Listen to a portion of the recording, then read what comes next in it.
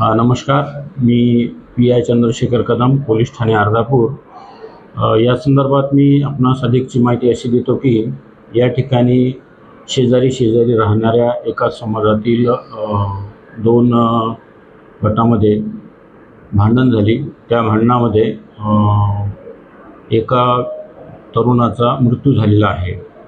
आज प्रेतावर आम्ही वैद्यकीय अधिकारी यांच्या मार्फतीने पोस्टमॉर्टम केलेले आहे.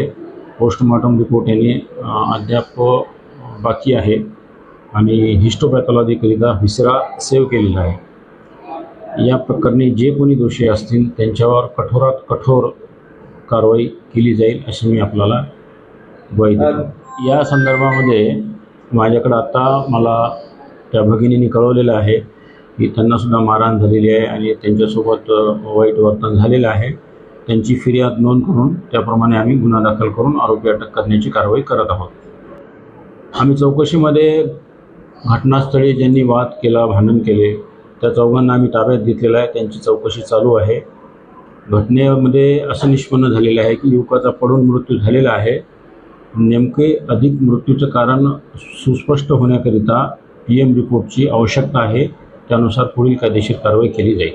आम्ही अटक अद्यापपर्यंत कोणी नसून आपण चौकशी करत आहोत आणि त्यानुसार अटकेचा पुढचा निर्णय घेत आहोत.